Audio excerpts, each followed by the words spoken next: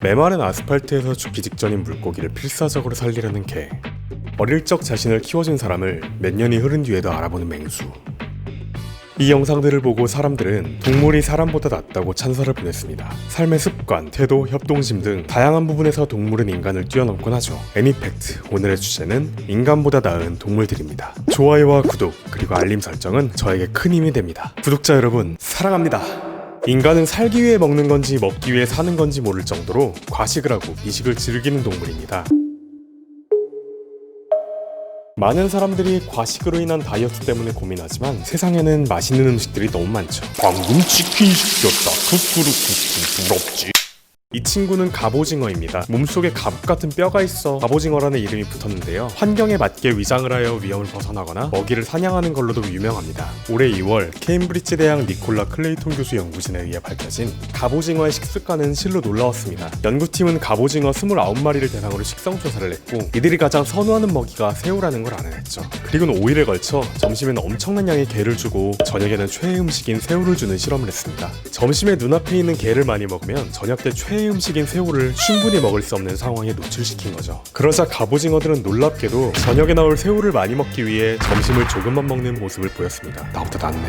인간에게서 쉽게 찾아볼 수 없는 절제력이 아닐까 싶습니다. 갑오징어, 문어, 쭈꾸미 등의 두 종류는 중추신경계가 잘 발달되어 지능이 뛰어난 동물입니다. 문어가 다양한 사물을 구분하고 개체마다 확실한 성격을 가지며 마음에 들지 않는 사람에게 먹물을 뿜을 수 있는 것도 이 때문이죠. 갑오징어와는 조금 다른 방식으로 영리한 식습관을 지닌 동물이 또 있는데요. 바로 표범입니다. 표범은 초식 포유류인 사슴, 소 등의 우제류뿐만 아니라 승냥이, 자칼 같은 육식동물, 코브라, 비단구렁이 같은 파충류까지 무려 100종에 달하는 먹잇감을 가지고 있습니다.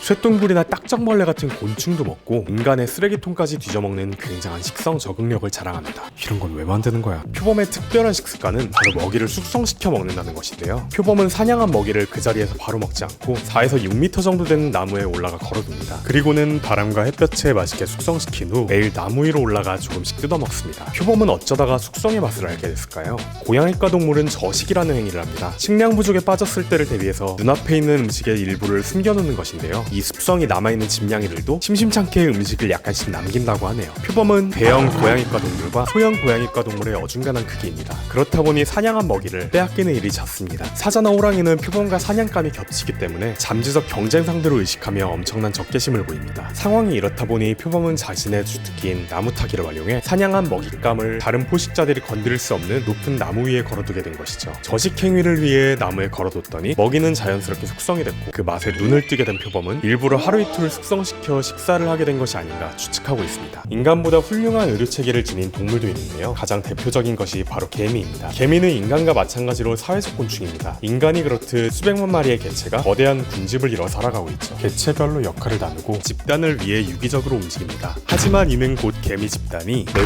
큰 위험에 노출되어 있다는 것을 뜻하기도 합니다. 그 위험이란 다름 아닌 전염병이죠. 지금 이 시국에 전염병의 위험성에 대해서 굳이 설명을 덧붙일 필요는 없겠죠. 그렇다면 개미들은 전염병이 돌면 어떻게 극복할까요? 이 질문에 대한 답을 찾기 위해 로잔 대학의 로랑 켈러 연구팀은 2000여 마리의 개미에게 질병을 일으키는 병원 체포자 11종을 뿌린 후 그들이 보이는 행동을 0.5초 간격으로 빠짐없이 적외선 카메라로 관찰했습니다. 흥미롭게도 개미들의 접촉 횟수는 폭으로 떨어졌습니다. 집 밖에서 먹이를 구해오는 일개미들은 집 안으로 들어오지 않았으며 둥지 안에 있던 개미들 역시 둥지의 깊은 곳으로 이동해 접촉으로 인한 추가 감염을 막았습니다. 4일 후 초기 병원체에 감염된 개미들은 모두 죽었지만 사회적 거리두기를 한 나머지 개미들은 모두 살아남았습니다. 지금 인간도 지키기 힘들어하는 사회적 거리두기를 개미는 본능적으로 실천하고 있었던 거죠. 사회적 거리두기를 실천하는 동물은 개미뿐만이 아닙니다. 바닷가재과에 속하는 카리브의 닥새우는 평소 무리 생활을 하지만 전염병에 감염될 경우 소변에 독특한 냄새를 유발하는 화학물질을 배출해 다른 바닷가재에 접근을 막습니다. 아프리카 열대우림에 서식하는 맨드릴 개코 원숭이는 평소 친구들의 털을 손질해주며 유대감을 높이지만 대변에서 평소와 다른 냄새가 나면 털의 손질을 멈추고 거리두기를 실천합니다. 대변의 냄새를 통해 본인의 감염 사실을 알리는 것이죠. 그 밖에 꿀벌, 흰개미, 털개미 등도 바이러스에 감염된 개체와 사회적 거리두기를 하는 것으로 알려져 있습니다. 개미의 의료체계에 대한 흥미로운 사실이 몇 가지 더 있는데요. 의사나 간호사 같은 특수한 임무를 맡은 개미는 다른 개미가 일을 하는 도중에 부상을 입으면 즉시 환자 개미를 등에 업고 불 속으로 운반하여 안정시킨 다음 완치될 때까지 옆에서 간호를 때문에 다 낳을 때까지 보살핍니다. 심지어 전문 조산원 개미도 있는데요. 여왕개미가 낳은 알을 사과실로 옮기기, 타액으로 닦아 살균하기, 애벌레에게 음식 먹이기 등의 일을 합니다. 이렇게 다양한 일을 하는데 일개미는 과로사로 쓰러지는 게 아닐까 궁금하신 분들이 계실 텐데요. 결론부터 말씀드리면 성실의 대명사, 일개미는 인간보다 일을 덜합니다. 일단 신체 구조상 개미는 오래 일하기가 힘듭니다. 인간은 내골격을 가지고 있는데 비해 개미는 외골격을 가지고 있습니다. 다시 말해 인간은 뼈가 안에 있고 그 뼈에 근육이 붙어 있는데 개미는 껍데기 한쪽에 근육이 붙어 있습니다. 이렇게 외골격을 갖고 있는 동물들은 힘이 굉장히 센 대신 지구력이 부족합니다. 그래서 오랜 시간 일할 수 없죠. 그리고 개미는 업무 교대 시스템이 굉장히 잘 되어 있는데요. 누군가 지쳐 나가 떨어지면 쉬던 개미가 그 자리를 메웁니다. 일개미 나름대로 교대 시스템이 잘 되어 있다는 것이죠. 노동의 아이콘으로 불리는 다른 동물로는 비버가 있습니다. 북미 대륙에 사는 쥐과 일종의 동물인 비버는 이름의 유래부터가 부지런히 일하다입니다. busy as a beaver 라는 영어 표현도 있는데 엄청 바쁜이라는 뜻으로 쓰인다고 하네요. 비버는 왜 이렇게 바쁜 동물로 인식됐을까요? 이 하루 종일 나뭇가지를 엮어 댐을 만드는 모습 때문일 겁니다. 비버는 어마어마한 크기의 나무 밑동을 갈가 쓰러뜨리고 그 나무를 통째로 물가로 끌고 와 주변의 나무 조각을 놓아 댐을 만듭니다. 지금까지 확인된 세계 최대 비버댐의 크기는 2007년 캐나다에서 발견된 650m입니다. 1970년부터 약 40년에 걸쳐 비버 가문 대대로 만든 그들의 역사라고 볼 수 있습니다. 댐의 스케일만 보면 24시간이 모자랄 것 같은 비버도 하루에 고작 5시간밖에 일하지 않습니다. 인간은 하루에 기본 8시간 일합니다. 그러니까 주 52시간 노동하고 야근까지 하는 동물은 지구상에 인간밖에 없다는 얘기죠.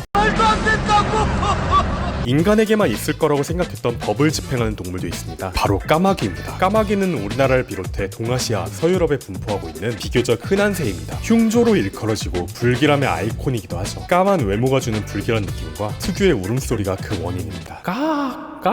그런데 까마귀는 사실 조류 중 가장 높은 지능을 가지고 있으며 최근에는 IQ가 90에 육박한다는 설까지 나오고 있습니다. 우리에게 친숙한 고양이가 IQ 50, 개가 IQ 60, 똑똑하기로 유명한 돌고래가 80이며 범고래의 IQ가 90입니다. 까마귀의 총명함이 어느 정도인지 짐작이 가시나요? 철사를 구부려 먹이를 꺼내는 것은 물론 물의 밀도를 파악해 물속에 돌을 넣어 먹이를 수면 위로 떠오르게 하기도 합니다. 또한 사회성이 매우 발달한 동물로 고유의 언어를 사용해 자신이 겪었던 경험을 다른 개체에게 이야기해 줄 수 있으며 그 이야기를 들었던 까마귀들도 다시 다른 까마귀들에게 정보를 전달할 수 있습니다. 까마귀의 습성 중에 가장 놀라운 것은 바로 재판을 여는 것입니다. 이는 서양에서 일명 까마귀 집회라고 불립니다. 까마귀들은 넓은 공터에 모입니다. 판사로 보이는 까마귀가 잘못을 한 피고 까마귀에게 판결을 내리면 집행관 까마귀들은 피고 까마귀를 공격해서 쫓아내거나 심지어 죽이기까지 합니다. 그 자리에서 직결 처분하는 것이죠. 까마귀는 장례식도 치르는데요. 평범한 장례식은 아닙니다. 죽은 동료의 사인을 조사하고 복수를 다짐하는 장례식입니다. 미국 워싱턴 대학의 카일리 스위프트 연구팀은 까마귀들의 서식지에 박제된 까마귀 시체 모형을 놓고 그 주변을 매와 사람이 맴돌게 한 뒤 까마귀들의 반응을 관찰했습니다. 가장 먼저 죽은 동료를 발견한 까마귀는 소리를 지르며 10마리 정도의 동료를 불러 모았습니다. 이 까마귀들은 박제된 까마귀 시체 모형 근처에서 약 20분 동안 울부짖다가 차츰 침묵하더니 흩어졌습니다. 그런데 놀라운 일은